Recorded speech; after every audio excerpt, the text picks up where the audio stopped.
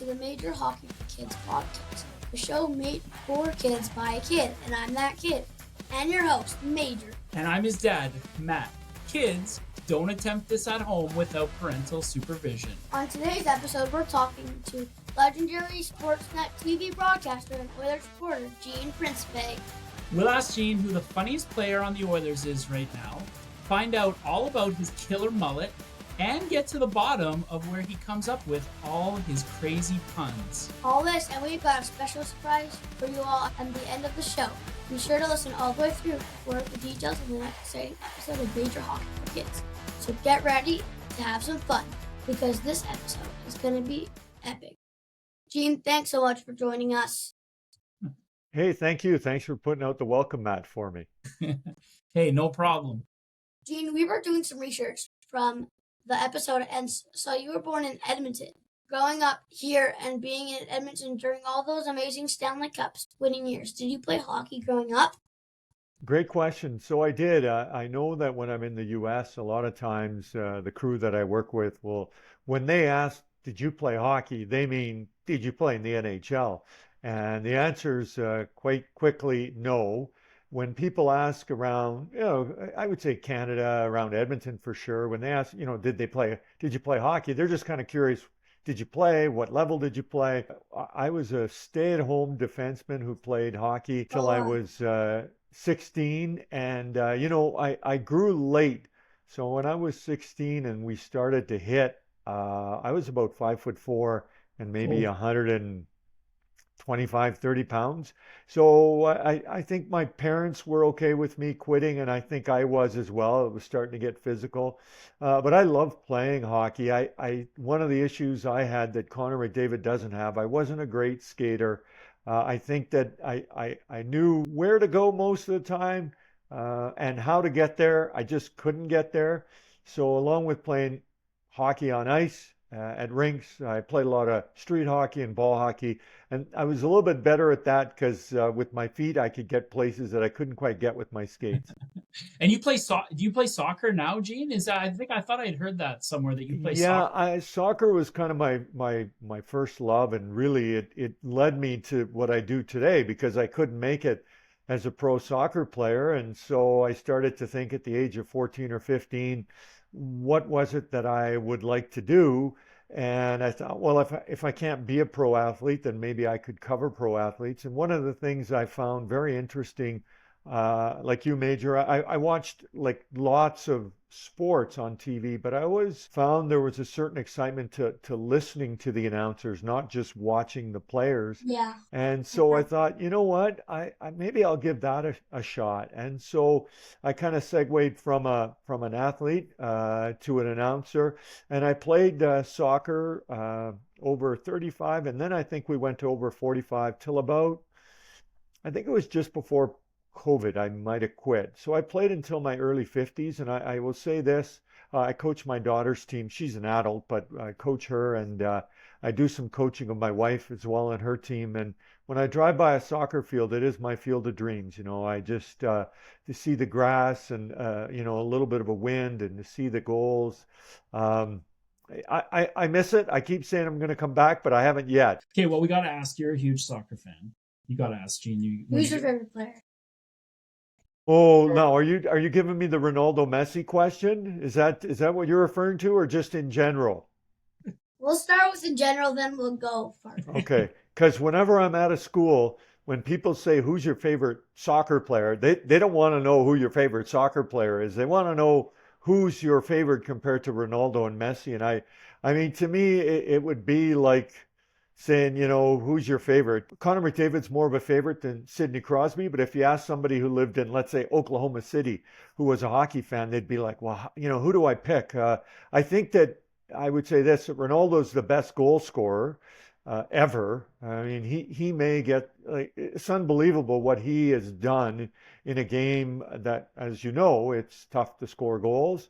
But I would say the best player who has the most impact on his teammates would be Messi. He scores goals, certainly not as many as Ronaldo, but he does make some incredible passes, and I just feel like he has more of an aura that kind of makes its way through his squad, both internationally with Argentina and right now in Miami, which I would love to see him. I would love to see him play in person. It's funny. I have some favorite soccer players. My favorite team is Juventus in Serie A in Italy, and I watch Italy.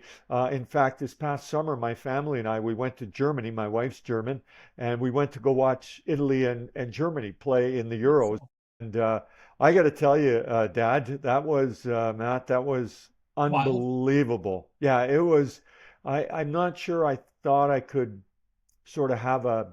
I don't know if it's a new love or maybe a different love for soccer, but being at that was just the most awesome time. I went a week late. My wife and two sons in their 20s went. My daughter stayed back with me. She's a big Oilers fan. She's a big soccer fan too, but she's like, Dad, if the Oilers win the cup, I got to be here. So we went a week later. We missed our original matches that we had bought tickets to, but then we bought match tickets to Italy and Switzerland. Unfortunately, Italy did not play well at all, but the experience in Berlin at Olympic Stadium with 75,000, 80,000 people. I tell you what, if you can do it, I suggest anybody do it. It was just one of the most beautiful experiences of my life. Yeah, I actually went to school a little bit in Europe, and I went to a Bayern Munich game when I was over there, and it's next level. It's and I can imagine the international matches are even crazier. Oh, it was unbelievable. We watch a lot of Bayern Munich because my wife is German and Alfonso Davies plays. I probably would say Alfonso is kind of my favorite player now, obviously with the connection to Edmonton and Canada. But for sure, after we went, we certainly will stand in line for tickets for the 2026 World Cup. We also said to each other, we got to go back Might to go. Euros, and I would love to see some domestic soccer late in August, early September before the hockey season starts in the next Totally. few years. Yeah, we talked about that too. We have family in Ontario, so we're going to be in the Toronto area next summer, Oh, like around the time. So we're going to see what we can do because that'd be pretty. yeah, yeah. We tried to get into a lottery. My wife did, and didn't. Other than winning the lottery, marrying me, ha ha ha. She didn't win that lottery, and but we were able to get tickets. I was a bit surprised at how available they were, but I was so enthused and so excited, and it was wonderful. I really loved it. Very cool. So Very we're cool. off topic now. So Yeah, I sorry, think we buddy. should get back to the hockey. Let's do it, pal. Let's do it. Okay. What type of school and experience do you need to have a great job like yours? Well, that's a great question. Born and raised in Edmonton, I went to, through elementary, junior high, high school. I graduated from St. Joseph's High School, which for people in and around Edmonton, very close to Kingsway Garden Mall. And then I had determined I wanted to be a broadcaster, so I went to NAIT. And I went and took radio and television arts and took 2 years of broadcasting. And the last trimester, so back then we were like 3 months, 3 months, 3 months. So my last trimester of school, I did work placement in Kamloops, BC, and I did radio, television and news, radio and TV. And it was the most wonderful experience. It really set me forward in learning, because one thing to go to school, it's another thing to work at a station. So from Kamloops, I went to Grand Prairie, Alberta. From there, I went to Lethbridge. From Lethbridge, I went to Winnipeg, where I met my eventual wife. From there, I went to Toronto, and then Toronto, I came back to Edmonton in the summer of 1998. And in March, which has just passed, was my 38th year anniversary of being in Wow. TV. 38 years. Wow, that's Yeah, crazy. yeah, it is. It is. Now, okay, that's a long ways back, but tell us Yeah. about the first ever Oilers game you did. Yeah, I remember it well. So I was flying to New York, and my wife dropped me off at the airport, and I had this traveling backdrop that we had for interviews, and I had the backdrop as I was going to New York, and I get to the airport. I mean, I think I got to the airport at 10 to 8, and my flight was like 8:30. And I lined up and I thought, oh my gosh, I go, I'm not even going to make it to my first game. And unbelievably, got through, and here I was, this Edmonton kid debuting on Oilers hockey in Madison Square Garden in New York City, of all places. And I remember, so I'm not a great flyer. So when we fly and things don't go very well, I usually have one hand kind of on the seat holder and one hand on the seat above, and I'm kind of white knuckling it. Getting a little nervous. Very nervous. And that's what I was that night. I was white knuckling it. Like I had my hand around that microphone and I was not giving it up. And I got to be honest with you, I don't even remember what I said. I was just trying to get through it. I just wanted to kind of survive through the opening of our show. And I was extremely nervous. And to this day, I still have some nerves, which is okay. They're nerves of excitement, not nerves of what am I doing here and what am I going to do. So that was my first broadcast at MSG in New York. And every time I go back there, I think of that because that would have been October of 1998. And, who knew how long I would do it for, that someone would want me to do it. And we were just in New York about 2 weeks ago. And I think about it every time. Like, this is where it all kind of got started. So great question. And it brings back wonderful, somewhat nerve-wracking memories. Super cool though, because we've talked about sometimes like just when we do new things, you get nervous. Interesting that like even now you're 38 years in being on TV and like You still get nervous. Yeah, I think if I didn't, and it's a balance of nerves and excitement and just being pumped about the game, right? Like you don't want me coming on going, "Good evening, everyone.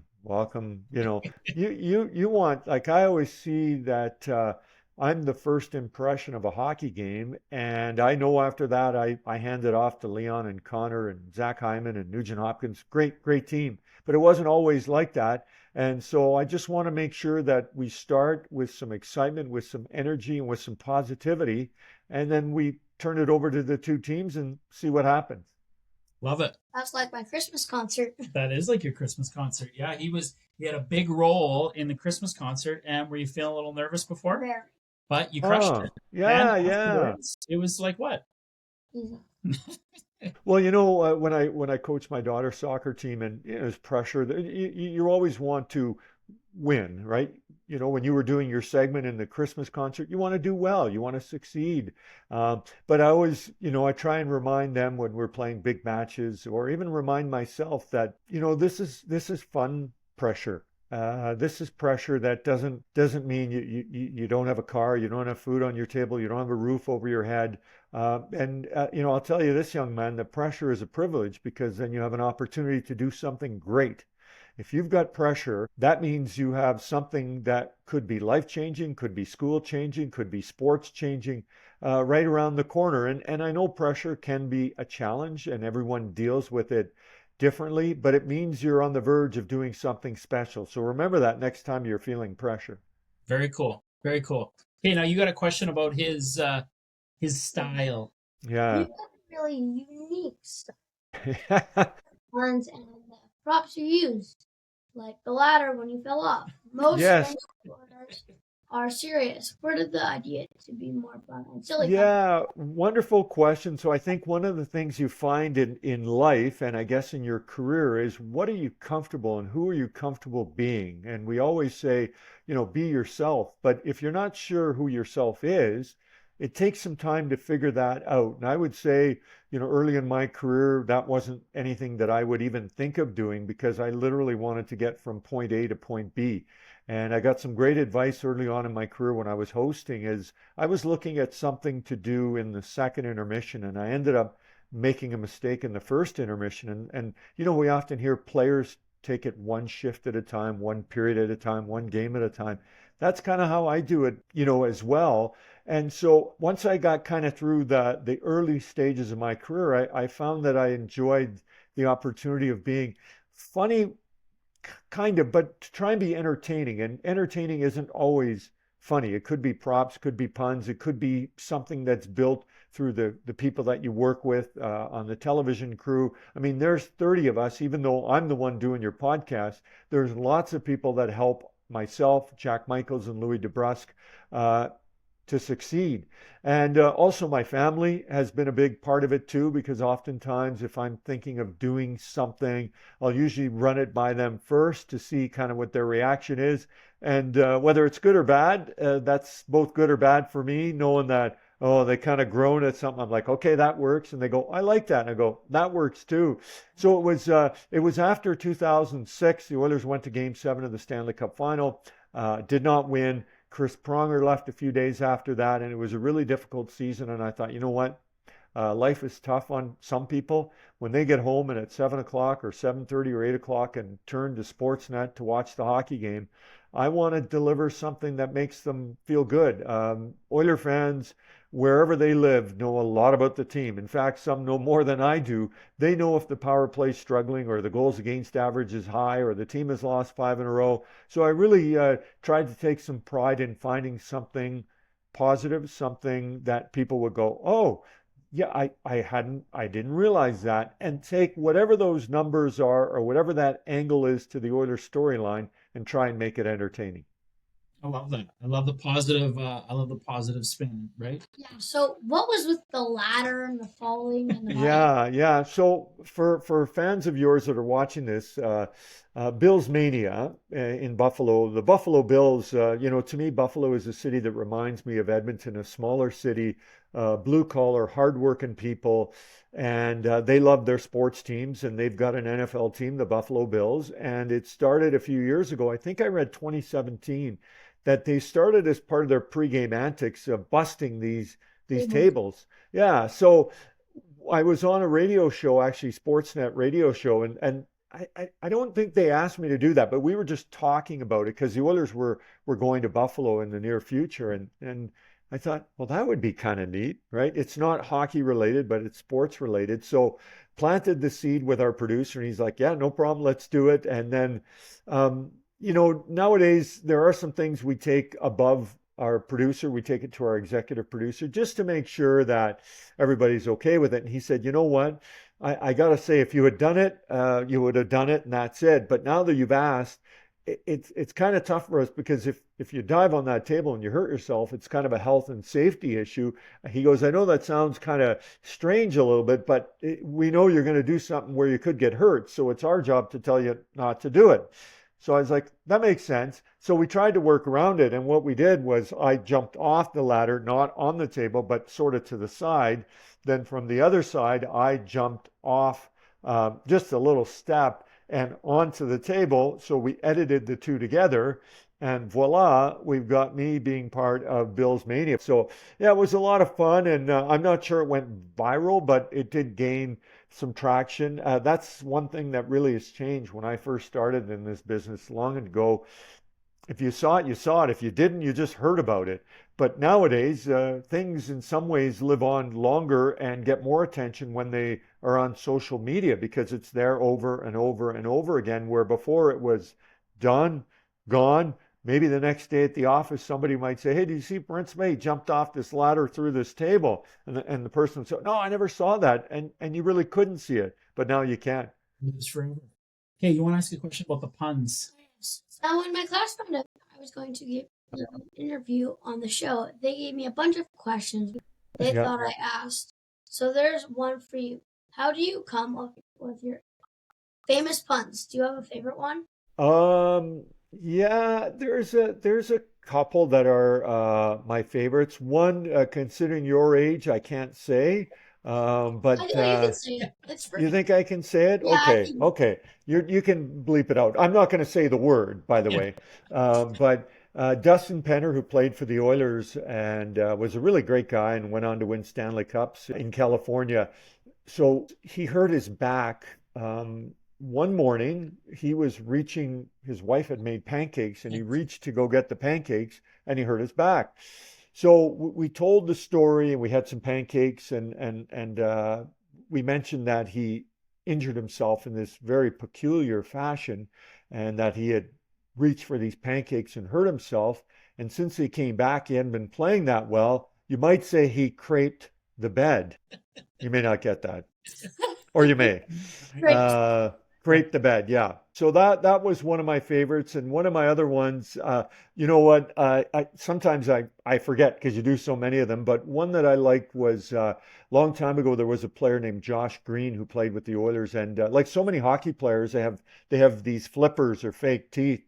And he had gone out to a restaurant with his wife, and I guess he had them kind of on a little side dish, and the waiter ended up taking his teeth and throwing them out. So I told the story and I said, you might not believe me, but that's the tooth, the whole tooth, and nothing but the tooth. The whole truth, nothing but the truth. Yeah, yeah. So those are a couple. Sportsnet has been fantastic. My family's been incredibly supportive. The crew that I work with, like people say, well, do you come up with those? And I would say yes and no. Yeah, for sure I do some, but I feel like sometimes it's like a plant. You put the seed in the ground, you cover it with soil, and you start watering it. And with time, that seed becomes a plant and it grows. And I feel like that happens with us. I might have an idea and someone goes, well, what about if we do this? What about if we do that? Or they might have the idea and I say, that's great. Let's try this or let's try that. So it really is a team effort. I get much of the blame or credit for it, but there's a bunch of us that work together to make it happen. Love it. Now, Gene, you said you still get a little nervous before games. Do you have a pre-game routine? Are you carving up like the players, eating your chicken and pasta, or what's pre-game nap? What's your pre-game routine? You know what? My pregame routine is pretty straightforward. One thing I don't do is I never eat like before the game. So let's say the game. I mean, I ate 3:30 or 4 o'clock before a 7 or 7:30 puck drop. I found early on in my career I was eating at, let's say, 6 at the rink, and then 7 o'clock would roll around. And what happens after you eat dinner? You usually want to lie down, you want to relax. The last thing you want to do is be energetic and potentially funny and entertaining. So that's one thing I definitely have as a habit is not eating anywhere near close to game time, and then I'll have something to eat after the game. On game day, I try not to do anything other than work. In the sense, I want to try and clarify that it's not like I'm just all work the whole day. But if someone says, let's get together for a coffee or let's get together for lunch or why don't you come by here? I try really to stay away from that if I can. Even if I don't need that time for work purpose, I just like to spend that day on work and either focused on work, but not focused on other things. Well, thanks for doing the interview on a game day then. No problem. This is part of it, but we're talking about the Oilers and all We're that. talking So Oilers, this exactly. works. Yeah, it totally works. And if you could mention it on the Oilers game, that'd be great, so everyone can check it out. Oh, is that right? Yeah. That'd be a huge favor. Well, that's if you called can. cross. That's called cross promotion. Now that was we didn't discuss that before, but we've But got a natural promoter here. Yeah, you send me something, and if I can't get it on TV, at least I'll get it on social media. Oh, there you go. Okay. That'd be Okay. sweet. Yeah, Awesome. totally. Now you had another classmate question. Oh yes, one of my classmates wanted to know how many hockey players have you interviewed in your career? Do you know? Wow. I've never had that question before. I'm just trying to quickly do math. So let's say I've been hosting for 27 years. I've probably done, it's funny. I've never kept track of my games. I don't even know how many I've done. I don't know if I've done 800 or 6 or 1,231. You know what? Thousands. Yeah. You know what? And I've probably interviewed, I guess I would separate in saying I've probably done thousands of hockey player interviews. How many of those have been different individuals? I look at Connor McDavid. How many times have I interviewed Connor McDavid? Him himself, I've probably interviewed him like 100, 150. Hard to say, but that's a great question. I've never thought of that. But in the thousands, I don't know if that's 3 or 2.5 or 1,750, but lots. I should keep track. Well, with all those interviews, do you have a favorite person you've interviewed? Wow. That's a great question. So favorite is a very subjective, like it's my opinion on who I think is my favorite. It's a tough one, but I might start at the top with Wayne Gretzky because I grew up in Edmonton watching the Edmonton Oilers and seeing Wayne and company do what they did. So I feel like that's my default answer, getting a chance to interview Wayne Gretzky, because remember I was talking about nerves and excitement. When I get a chance to interview him to this day, I still get butterflies and a certain level of excitement that, you look over and I feel like I'm your age, buddy. And I think that, wow, that's Wayne Gretzky. And it sort of rewinds lots of decades off my age because it just takes me back to when I was a little kid, watching him play and watching him win Stanley Cups. Along with those guys, I mean, I've had a chance to interview Tiger Woods before and Michael Jordan. When I used to work in Toronto, I used to get opportunities through, major golf events that either would come through Toronto or major golfers that would come through. Michael Jordan, I remember interviewing him when he was playing for the Bulls, and I was working in Toronto covering the Raptors. So, I mean, those guys, well, Wayne is in that company too, but you're talking about international acclaimed athletes who are known worldwide. Those are just a few of the people that I've had the real honor and privilege to interview. Now, you mentioned a little bit earlier you had a bit of a mess up one time that kind of taught you a little bit of a lesson. What's your most memorable sort of mess up on TV, and how Wow. did you handle it? Yeah, I remember having one in Winnipeg actually, and I can't really remember. I did something in Winnipeg, and I said something, back then I guess I was in the process of sort of finding my on-air persona. And I remember it was just an update. It was like we were going from one show to the next, and I did a live update that was 30 seconds or 45. And I finished it, and the phone in our sports office started ringing, like all the lines were ringing. And I was like, I wonder who's calling. This seems kind of strange that we're getting all these phone calls. And there were people complaining about what I had said. I made a comment about a baseball player or something, or and I can't even remember exactly what it was. I think I blanked it out. But people were calling, so I said to the guys in the department, I said, let's keep picking these up so that there's less messages. But when I went to work the next day, I was brought into the office by the news director, and I thought she handled it pretty well. She just kind of said, "Hey, we got some complaints, and what do you think?" And I said, "Yeah, when you try and be funny, I guess sometimes it's not funny, and you might offend people by saying something that you don't think is offensive, and maybe a bunch of people don't, but there's enough that do." And yeah, so it was a really good lesson learned pretty early in my career. Now that I think of it, that probably happened 30 years ago. So it was good. You know what? If you don't learn from your mistakes, then you're not learning. And I did learn from that. And nowadays, more and more the way things are in the world, you really if you're second guessing something, then chances are you probably shouldn't say it or do it, because if you're not sure, you can imagine what people at home might think of it. Yeah, that's a good way to think of it. When you travel, do you travel with the Oilers or do you have to go on your own? Do you stay in your own hotel or do you stay with the Oilers? Yeah, so great question. Both.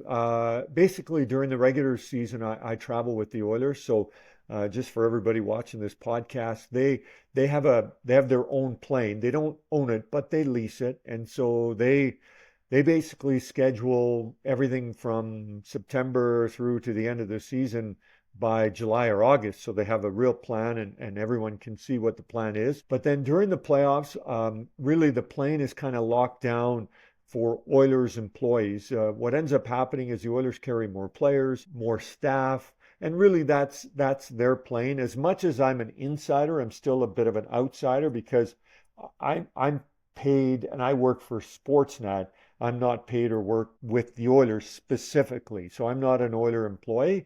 So then I fly commercial like last year's playoffs. As for hotels, same kind of thing during the playoffs. Generally, I stay with our television crew.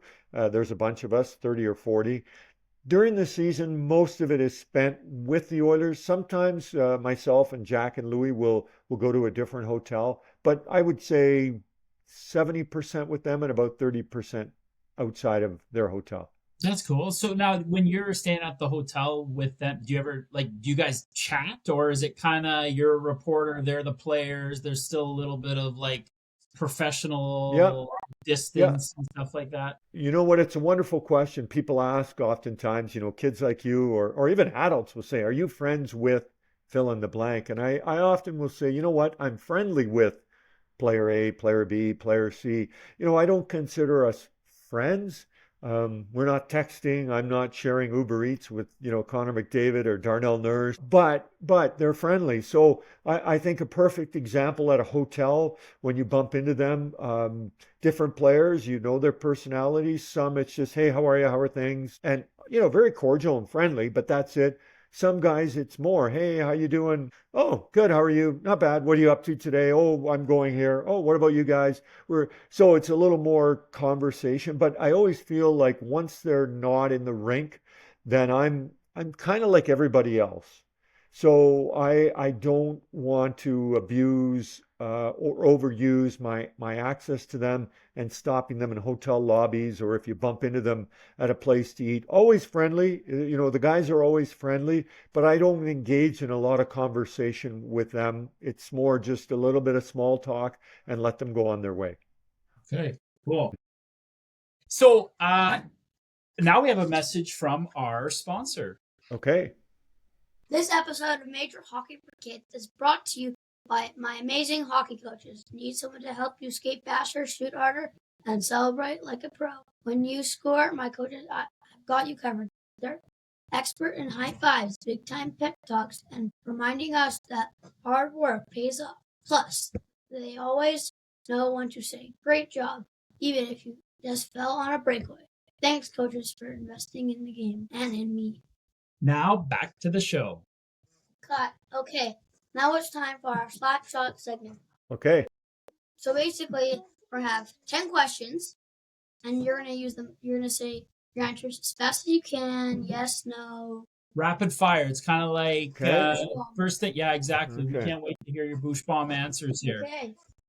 Okay, here we go. Who cuts your hair? Nobody. Who is the funniest player on the Oilers right now? Darnell Nurse. What is your favorite arena to visit besides Rogers Place? Crypto.com Arena in Los Angeles. Who's the player you were most starstruck meeting? I would say Wayne Gretzky or Mark Messier. Do you often get your hair cut? I have not cut my hair in 18 months. It's over 80. That's insane.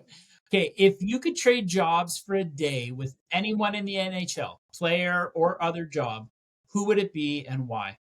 General manager of the Edmonton Oilers at the trade deadline. That would be the most surreal, exciting one day in the history of my hockey career. If you weren't working as a reporter, what other job would you love to do? Great question. When I was a kid or a teenager, I looked at three possibilities. One was what I'm doing, the other was being a psychiatrist, and the other one was being a lawyer. Those were my top three, with broadcaster number one by a long way. You're probably having a lot more fun doing this. I think so. Yeah, I think so. And hopefully nobody judges me on what I do, but I just wanted always to be a broadcaster. And I like the idea of helping people and maybe a little bit of the law world, but I decided, and I think rightfully so, the right way to go. Okay, what's your go-to snack when you're watching a game? I'm going to say, popcorn. Yeah, that's fair. What's your second favorite? I like mixed snacks. Like often at arenas, I'll try and make this quick. They have a variety of things. They might have like peanuts and jelly beans and Chex crackers. And I like putting them all together, kind of mixing them up and eating them as a mixed bag. I guess the other thing I love peanuts or mixed nuts. Those are really good too. Absolutely, trail mix. You can't, Yes. can't go wrong. Can't go wrong. Okay, Mage, next one up. You're on a breakaway against Stuart Skinner. Do you score? No. Okay, if one of Mage's classmates, Simon, wanted to know, okay, if you could win one trophy in the NHL, your favorite trophy, besides the Stanley Cup, what would it be? Well, I'm going to say, I think the Hart Trophy. you know, to be, or the Ted Lindsay Award. The Hart Trophy is voted on by media, but maybe to be more specific, the Ted Lindsay Award, that's voted on by your peers, the other players in the league. So to be considered the best by the other 700 plus NHLers, I would say that'd be number one. Yeah, totally. Makes sense. Okay. All right. That's it for Major Hockey for Kids. Huge thanks to Gene, who's only ever been sent to the principal's office for being too funny. Well done. Okay, Gene, you have a fantastic job. You know, it's amazing you get to hang out with Connor McDavid, Leon Draisaitl. Super cool. Thank you so much for coming on.